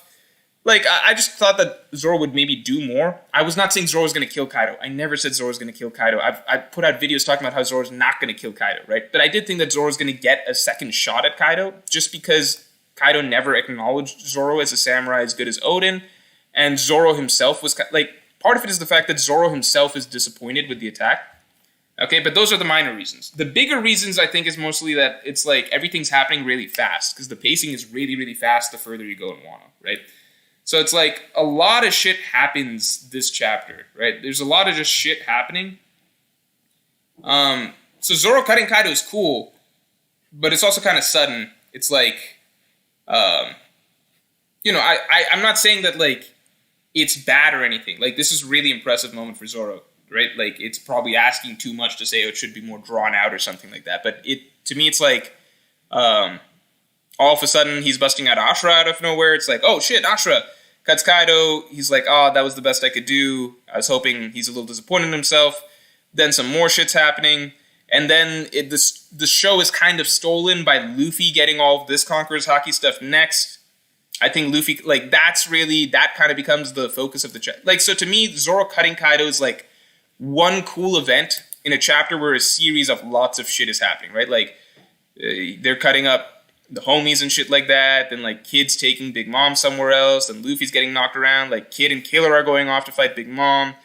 Then Zoro cuts Kaido one page, then Zoro's out, then some shit's happening with Law, then Luffy's back up, then all of this crazy Conqueror's Haki stuff is happening, and then, Oda really takes his time with Luffy's Conqueror's Haki stuff, and I think it's kind of just, like, a general shift in focus over time, obviously more and more to just be more, like, Luffy gets so much more disproportionate focus than everybody else. It's like, this chapter, which is, like, this is the biggest feat that Zoro gets for the entire arc, and it's, like, not even the main focus of this chapter. Luffy gets so much more focus and time and, like, nice, drawn out excitement, I suppose, over his Conqueror's Haki moment and everything like that I think it kind of overshadows anything. Like, you know what I mean? That's just my personal feeling on it. Compared to, I thought this chapter, like, it's just really exciting. Like, again, the pacing, this was back with, like, I don't know, pacing is just different. Like, Oda really took his time to set the scene. We got the sakura petals blowing and everything like that. Knife being placed. We're getting a nice long prelude, kind of narrating basically the setup of what Zoro's been up to and everything like that. Cool introduction, blah, blah, blah, blah, blah. We're getting some info on the ritual and what's supposed to happen and everything like that. I don't know, the scene just plays out very nice and slow. Like, nice and slow, and then I love the way it suddenly snaps, right? So some shamisen playing, flowers blowing, everything's building up, and then the strumming reaches its peak, and then suddenly snap, and you get this really, really, really dope panel. Really dope panel. And it's just like, holy shit, all these samurai are shocked, how strong is the swordsman, etc. Really, really gets you hyped for Zoro over the course of the rest of the arc. Caleb Brown says, Zoro blocking the combined attack should be one. Yeah, I forgot. Zoro blocking the combined attack may be more impressive feat than even cutting Kaido. Depends how you look at it. Grizzly, I don't think it's like one of the best moments of Wano. It's definitely one of the best moments for Zoro. Grizzly Adams says, Kaido literally didn't even care that he'd been cut by Zoro. Yeah, that's the thing. Even though that was apparently only the second time in his entire life that it happened. Yeah, like, I think it was partly just like Zoro's own disappointment and then Kaido kind of like walking it off. Sham Love says, Frankie bike to Big Mom face plus Luffy Pirate King. I'm not putting the bike to face, but I think we got Nami's statement. Guma Boomba says, when you're at sea, you fight against pirates. That's a cool moment. I'm not going to put it up there, though. Said Ray says, Wano is awkward in ending the largest saga, yet also set up finale. No room to delay setting up the endgame factors, and this interfered with plot lines. I don't know. I think that there's a version where like both could have been done more easily or more seamlessly if like maybe just a little less was focused on Wano itself, or maybe more time was taken. I'm not sure. Sheriff Lafitte says, Wano has given me a renewed appreciation for Dressrosa. We got a fleshed out villain with articulated motives and backstory, supporting cast all get payoff, good Strahd moments, and good plot development. Yep. I mean, Dressrosa, like, there's a lot of... Dressrosa at the time I thought was really packed, and maybe Oda trying to cram too much into, like, 1 day and 100 chapters, but, like, in comparison to Wano, I think that, like, it's, I think Dressrosa is more impressive, in my opinion. Ivan back from the card shop says, Robin and Jinbei beating Big Mom parts falling twice, Zoro getting a magic sword, Frankie and Jinbei's fights, and Yamato's intro are all top tier. I like Yamato's intro a lot. I know you're joking here across the board, but I like Yamato's intro a lot. Zep said, it took me, like, you guys don't understand. My patience with Yamato was very, very, very high. I wanted to like this character so much. I really did. I was taken in by the design, same as you guys. I thought it was a cool concept. Kaido's son turning out to be this girl. She's inspired by Odin. Cool, like, she's got a fun, optimistic personality that doesn't grate on you at first. It's not grating at first. I was interested to see, like, what her storyline is going to be, only to then realize she doesn't have a story. She's just an inserted character that's just going to yell the same shit over and over again and not really develop in it. Like, she's just there. She's just there, and she's just, like, forced into all of these scenes and stuff like that.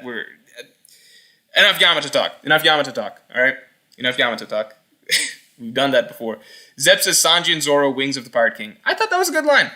I think, you know what it is? The further that we've gotten, the more picky I'm being about, like, what I'm saying lands in the best moments. Because there's a lot of good moments. There's definitely a lot of good moments throughout Wano. Like, you're mentioning a lot of good moments. I think I'm trying to be more and more picky now. Nanabrat says, Luffy glaring while KO'd and the first Thunder Bagua. Oh, the first Thunder Bagua. That was actually one of my favorite moments by far. I would put that as like one of the classic scenes of... I'd put that up there, for sure.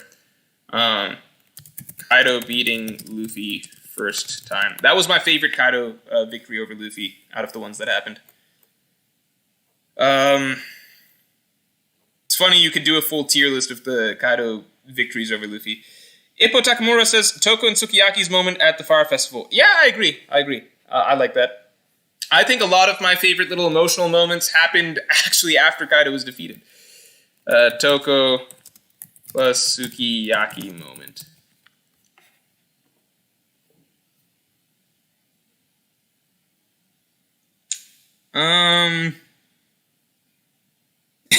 Henry Grant is very cool listening through a tin can.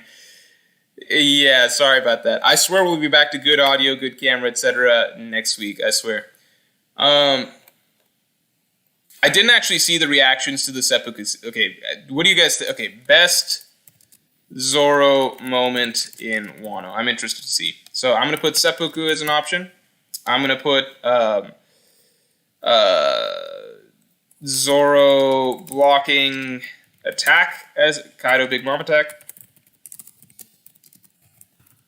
I think him blocking Kaido and Big Mom's attack is a cool moment, but not really, like, I I don't know, like, I preferred this scene just because of the whole way the scene played out, you know? Like, I really like rereading this scene. This scene got me really excited. Just, you know, you can call it pacing, direction, however you want to say. I just really, really love this scene. And it was so unexpected. So was him blocking Kaido and Big Mom's attack. Scar Kaido, Zoro's Ashra scarring Kaido, and then we got Zoro defeating King. You can include King of Hell, etc. into that.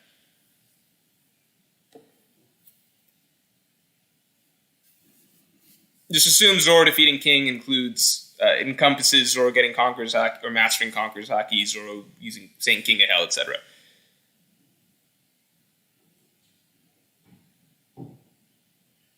Zoro taming Enma number 1? Zoro taming Enma number 1, I don't really put up. I loved I liked a lot of what Oda did with Zoro earning Enma over the course of the fight. I think I biased you guys with the seppuku argument, because I don't know how many of you guys would have voted for seppuku initially. See, now it's evening out. Zoro, Ashra, Scar, Kaido. Yeah, that's what I would expect. Either that or Zoro defeating King. Again, I don't think Zoro's scarring Kaido was, like, bad. I'm not trying to say that. I don't think it was bad. I'm just saying, like, I personally prefer, like, I felt like there was more impact for certain other scenes. Like, even Zoro and King, like, just because there's more time to focus on his moment, etc. Whereas Zoro cutting Kaido was kind of like a blur that happened in the context of many other things happening rapid fire, and then also being overshadowed, in my opinion, by what Luffy did next. And the focus that Oda had on Luffy. But Zoro scarring Kaido with Ashra, I think that's, like, definitely probably I guess in the context of, like, I guess you could say that in the context of the world, that's the most impressive thing Zoro has done. Because, like, if you told outside characters Zoro scarred Kaido, who up till now had only been scarred once, that's probably the most impressive thing that some, like, big news Morgans or someone could hear to hype up Zoro, right? Even above defeating King or something like that, you know what I mean? Sheriff Lafitte says Wano greater than Enma. I mean, yeah, it's got, like, personal attachment. The reason I don't put Zoro getting Enma on the coast too high is just because I thought it was just like, oh no, it's sucking my haki. All right, I fixed it. So at the time, I was actually disappointed. I put, like, a whole video out being like, Enma, not as cool, like, the way he got Enma, not as good as, like, the way he's gotten other swords and stuff like that in the past.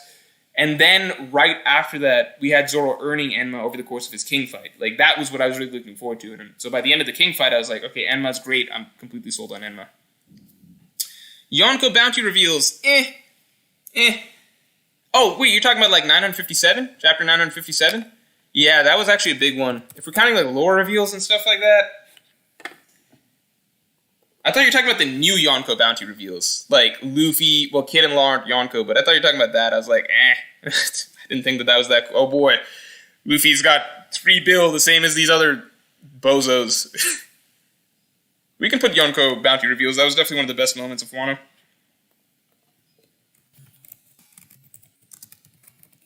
Plus Rock's lore. Rock's lore was hype. You guys remember reading this shit? You guys remember just reading, like... Okay, so there was a dude... Like, this was wild. This whole chapter was insane, right? So first we're finding out who Rox is, right? We're finding out who Rox is. The legendary crew. So Rox, we find out that it was a crew of Whitebeard, Big Mom, and Kaido, led by this one dude, Rox D. Zebek, right? So that's insane. Captain wanted to be king of the world, so it was like king of the pirates before king of the pirates, right? So biggest threat ever. Like, that's what it sounds like to us. Like, to us, at this point in time, as we're reading this, we're like, holy shit. This is, like, insane. This is the greatest crew ever. Like, Rox is a bigger deal than pretty much anyone we've ever heard of before. And then, immediately after that, we find out who beat him? Who fucking took this guy out? Our guy Roger, the OG. You know? King of the Pirates was King of the Pirates for a reason. It was Roger. Roger took him out. That's the hypest shit to hear. And you know who helped? You know who was his tag team buddy?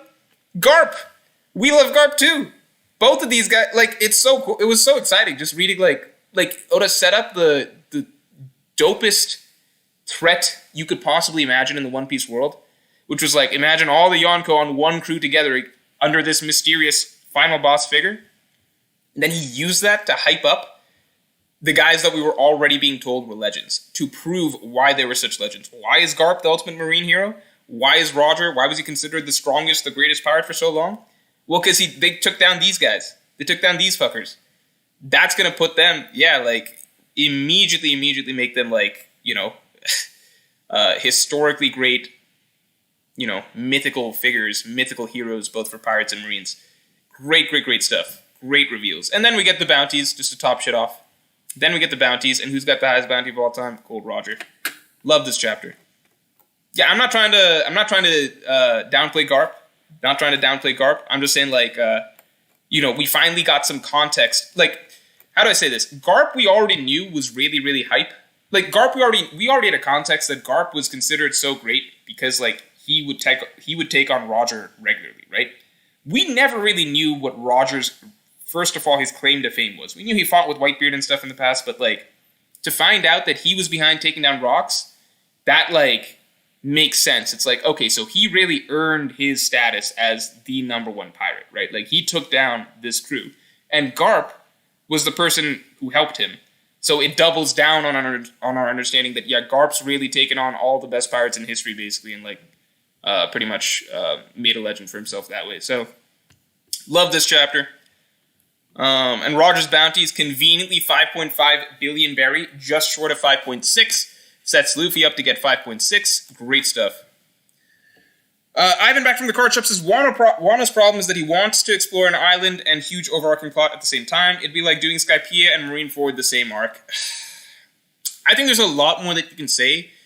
It'd be like Skypiea plus Marineford plus a cast of characters that's Dressrosa size but bigger. It's just many things. I think it can't be boiled down to a single thing that is the reason for it being, I guess I would say, overly ambitious. But I think you're along the right lines of some of the important factors for sure. What else we got? Kevin Clover says, Lurking Legend is Joy Boy, yes or no? No. Sheriff Lafitte says, Rock's crew is the 2016 Warriors, and Roger and Garp are LeBron and Kyrie. That's actually a great way of putting it. It's a great way of putting it. I really like that. Yeah, it's you're the unanimous, Rocks is the unanimous MVP at this point in time. Roger comes in, he's me and Garp are going to drop 41. Take you guys out of it. Afnan Khan says, what are your thoughts on Dritz's video on Whole Cake Island and Sanji? I haven't seen it. I've told Dritz that I'm going to watch the videos, so I am at some point. He's told me I don't even have to watch all of certain videos because I can't watch his full 6-hour downfall of One Piece video. But he's told me he's just watch these sections basically. So I'm going to watch them at some points. But I know I already, from some of the things people have said, I know I already fundamentally disagree with him. I've talked with him about Whole Cake Island at length. That was the first time we ever talked. We argued about Whole Cake Island a bunch. And then we just dropped it basically. I fundamentally disagree, and I fundamentally think he's wrong about certain things, his take on certain things about Sanji in that arc. But then there's other things about the arc in general that I agree with him on.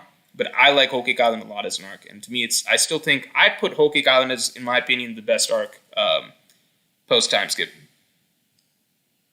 Hawkbox says maybe bro, but Rock's just being introduced out of nowhere was a bit cringe for me. We talked about him 50 chapters ago. 907. Let's go back. No, not 907. Wait, it is 907, right? Yeah. 50 chapters back, we learn about rocks. Even before that, you can go some more chapters back and learn about, there's characters that are, you've got Bakin talking about being on the same ship as Whitebeard. You've got Shaki talking about being on the same ship as, you hear about, he has to be introduced as a concept at some point, right? We're going to learn about him at some point, right? So to me, it's just a natural progression of learning about things, right? We knew so little about the seas during Roger and Whitebeard's day, right? We didn't really know what came before them or anything like that. But we're getting the hint. I think it's not something random that Oda pulled out of his ass. We've been learning about this shit, since Shaki talking about 40 years ago, Bakin talking, they're all referencing the same time frame and roughly, potentially the same crew and things like that. And then you find out, okay, Kaido and Big Mom, even they were on the same crew, right? You find that out in chapter 907, and you start hearing about Rocks, and then 50 chapters later, you find out what Rocks actually was. I mean, I think that's perfectly natural progression. It's like, yeah, at some point, you're going to find out about a character. I don't think that reveal is necessarily cringe. It's like, yeah, we learned about Shiki, this villain that was this contemporary pirate of Roger and Whitebeard's that was the first guy to escape from Impel Down. Is that like a cringe reveal? You got to learn about this stuff somewhere, and I think that Rocks was nicely led to. Caleb Brown says, got to put Shanks making Green Bull chlorophyll his plants. Dude, okay, I'll put Shanks. I'll just put Shanks post Shanks shit at the end. Because I want to include Shanks' ominous quote about, finding the One Piece and stuff too. That was pretty cool. Wash Hamlet says, thoughts on the future of Conqueror's Haki? As Zoro is able to manifest his into aura, do you believe that Shanks could manifest his arm back, for example? So, we've seen some things with Conqueror's Haki recently that are pretty exciting, that open up, in my opinion, a good amount of potential of what it could be. So, I don't think people talk enough about the Ashura use of Conqueror's Haki, because that's something that we haven't seen before, right? It's just something we hadn't seen before, period. Someone basically manifesting, manifesting their spirit in that manner, in that it's literally seems like it's more blades being added and things like that. Then with what Shanks is doing in 55, right? It does seem like it's nothing new exactly. It's still just intimidating Conqueror's Haki shit. But I think part of it is I think we see more and more potential of what it could be, I suppose. Up till now, the lightning's just been in effect. Could Shanks actually use that lightning offensively, right? I think the same way that armament has various uses, observation has various uses. You can use it for different, you can use it to hear voices, you can use it to see the future, etc. I think that Conqueror's Haki, we're just scratching the tip of the iceberg. I think that most likely the basic use, so if you go to 1010, this for the first time, what Luffy and Kaido and Big Mom and stuff use it for, I would imagine that this is kind of the first basic use, which is using it, as an invisible armor or whatever, an extension of, physically, yeah, an invisible armor that extends from your body, right? Gives you the power to split the sky, extreme power, etc. Blah blah blah blah.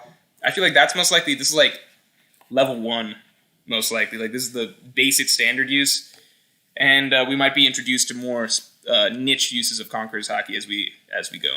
Because the thing is, this is the really big thing, right? So as Kaido is about to lose to Luffy, he's still lecturing him because he's a dummy and doesn't know that Luffy has plot armor and that he's just gonna win with a big punch. So anything Kaido explains to him here doesn't matter. But Kaido seems fairly certain that there's a whole of course Luffy can't become Pirate King yet because Luffy's too far off from being able to use Haki to its best ability, right? So abilities alone cannot conquer the world.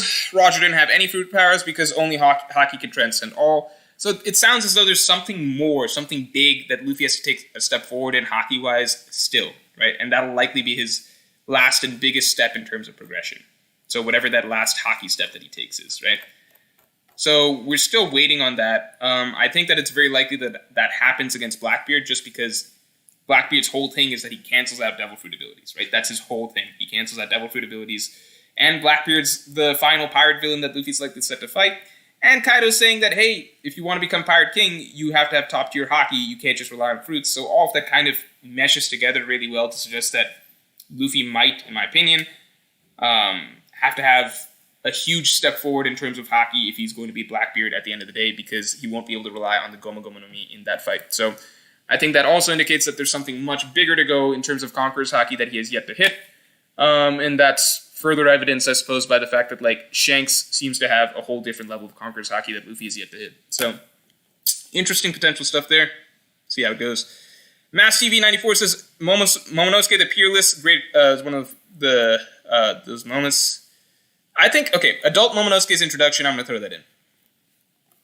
Adult Momonosuke introduction. I'm gonna throw that in. I thought that was really dope, and I was completely ready to not like anything post Kaido defeat, but I like that. Sheriff Lafitte says, what do you think about Blackbeard Pirates being the one to do a Davy back fight? Beehive is the island where it originated, and Blackbeard is a bit like Foxy. Yeah, that'd be cool. It's hard to imagine them doing like a friendly Davy back fight, but it would be really, really cool to see. Definitely would be really cool to see. I hope it happens. I just want to see a Davy back fight come back into play in the story. So if it's Luffy versus Shanks, that was my assumption. If it's them versus Cross Guild, that'd be cool. If it's them versus Cross Guild versus Blackbeard versus Shanks, that'd be cool. Alright guys, let's run through the list. I am going to call the stream soon just because I know it's a shorter stream. I promise next week will be a longer stream. Same amount of time as usual, like 2 hours plus. It's just because I'm with my family. I'm supposed to go up and eat dinner in a bit. I'm not at my usual, I'm not at home. So I've got other obligations, I suppose, at the moment. And on top of that, next week we're going to have a special guest. So watch out for that special guest. So let's talk about this. Looking at our full list, right? Looking at our full list, we've got the best moments of Wano listed as Luffy Udon Prisoner Mine, inspirational scene. I love that. That's my favorite character moment for Luffy. Red Rock, I understand why it's hype for some people. Not the most hype moment for me, but I get why it's hype for some people. Fortnite Pro 123 says top 5 hottest male characters. I mean, factually speaking, it would be Akainu, Ace, Sabo, Oven, and there was a filler character named Don Achino. I'm not going to bother pulling him up, but you can look him up. He also had the heat fruit. I think that's like objectively, factually just true, what I just said. Gear 5th. Yeah, Gear 5th speaks for itself. Probably in my opinion, the coolest post-time skip One Piece moment, period. Unforgettable. Game-changing. I guess you could say manga medium-changing in a sense. Maybe that's going a bit too far. I don't know, but when do you see that in a Shonen Jump fight? You can complain whatever you want to say about, like, how Gear 5th was introduced, how Luffy unlocked it, etc., but what it is, I think it's pretty unique. Sheriff Laffy says, what happened here? Sheriff Laffy says, what would you do if Oda reveals that Kaido put all his points in Haki Stat and had none left over for Awakening? That'd be hilarious. I just don't think it works like that. Kaido also seemed to know specifically he seemed to have good understanding of Awakening, so I just don't think that, it would make sense that he has Haki and not Awakening. And I mean, the fucking Impel Down prison guards had Awakening. Awakening isn't that rare. It doesn't make sense to me. Tony Hawk, PWPT says, I was completely on board with Chopper versus Queen since to follow the theme of Chopper versus the Doctor of the enemy crew. Sad that didn't happen, in my opinion. I mean, we got that in the sense that, it was Chopper versus Queen's Ice Oni virus, right? We got that. Chopper's physically not going to be able to fight Queen. Queen's a fucking Yonko commander, right? This is a character that, in theory, is, Doflamingo-ish, Right? Some might say stronger, some might say weaker, whatever, but, in theory, that's where he's at. Chopper shouldn't be able to fight him. So we got that Doctor versus Doctor, in terms of Chopper trying to cure Queen's science, we got that matchup. Was it boring? In my opinion, yes. Does it pale in comparison to, Chopper's actual character shit that he got against, Hogback, or even against Caesar and Punk Hazard and stuff like that? Those were more character-oriented trials for him as a Doctor. I would say yes, but we still got Chopper as a Doctor having to do shit against Queen as a Doctor. Not a Doctor, scientist, whatever. Killer versus Hawkins. Maybe the best side character fight in One Piece, I think. Really, really cool. I love this one a lot. Killer had much better character moments than Kid, in my opinion. Killer also did more damage to Kaido than his captain, which is funny. He laughed, speaks for itself. I put it in a slightly separate category than the other Wano moments, just because it's not really a Wano moment. It just happens to be technically in the time span of the Wano arc, but it's like a flashback that could have been placed at any point in the entire narrative of One Piece, but I get it. It's part of the Wano story, technically. It's just not relevant, really, to the Wano story, I guess. Odin Boiling speaks for itself. Love that panel, love that moment. One of the most epic character deaths that you will see, period. Yasuo's death, I thought it was emotionally stirring for what it was. No, it's not going to make me cry or anything like that, but it's kind of I compare it to kind of Senior Pink, where it's this is a random side character that made me more sad and made me more empathetic than I would have expected, Not a super tragic moment, I guess, over the course of the entire story, but I think it was good for what it was. Kaido beating Luffy for the first time. My favorite Kaido moment in the entire in the entirety of him being around. I think Kaido one-shotting Luffy, when did we ever see that before? Really, really, really cool. If only the fallout had actually been, something having an effect on Luffy or shifting the tone or something like that. But it was quickly forgotten and ignored, and basically just a setup for Luffy to be in Udon Prison Mine for the rest of the arc. Nami saying Luffy Pirate King. Sure. It was good for what it was, I suppose, but again, it's just the fact that we have the Usopp moment in comparison, which is just so much better, and the fact that, it's kind of just paying lip service to Nami as a character because she does nothing for the rest of the arc, so it's kind of just a character moment for the sake of it, but without any actual real storytelling surrounding it, if that makes sense, for her for the rest of the arc. It's just her saying something supportive of Luffy with nothing else really, to back it up over the course of the story, because she's basically treated as irrelevant for the Wano arc. Adult Momonosuke introduction, I thought that was really dramatic, really, really well done. The whole chapter led up to that. Fantastically directed chapter, probably one of the best direct scene direction, in terms of scene direction, is probably one of the best chapters in all of One Piece, fitting for the dramatic conclusion of the storyline. Toko plus Sukiyaki moment made me sad, legitimately sad, like that a lot. Nice follow-up to Yasue. Yasue's shit was great. I wish we'd gotten a little bit more time with him as a character actually early on, so that his death would have hit harder. Maybe seeing a bit of him and Toko's relationship before finding out that she's his daughter as he died. Ninebot says, those Raycon earbuds you were shilling are trash. No, they're actually legitimately really good. They're actually good. I don't know what you're talking about. I don't use them on the computer. I use them exclusively for my phone because it's Bluetooth. But I like Raycons a lot. No lie, one of the first days I was using Raycons, I was taking them out, right? I had them in my pocket, right? I'm going to the bathroom in a restaurant. One of them falls out of my pocket onto the bathroom floor. So I'm like, fuck. This is disgusting now. It's like, what am I supposed to do with this? But then I remembered that, this is no joke. I remembered that they're waterproof. So then I was like, wait, I could just wash these off. So then I just put soap and water on them and I washed them off in the public bathroom. And I was like, wait, this is perfectly fine. I can just go back about my day or whatever. I think Raycons are great. I got nothing else to say about that. But, no joke. I've used them for, some of the perks that they actually have, such as being washable. Sanji destroying Reitsu, we didn't really talk about that, but I put out a full analysis video on that. I don't want to go over that again. I thought that's one of maybe Sanji's best moments in the entire series, argument for being his best moment. I don't think Sanji versus Queen as a fight, in retrospect, is that great of a fight overall, but the moment, the character stuff that we got for Sanji there is really, really good. Evil, what's up? Haven't seen you in a bit. We're almost done. This is a list of what we thought were the best Wano moments. But there's a mix in terms of what they wanted and I wanted. Yonko bounty reveals, Rock's lore, just hype shit, cool lore reveals, stuff like that. Robin versus Black Maria, in my opinion, the best Straw Hat fight in Wano.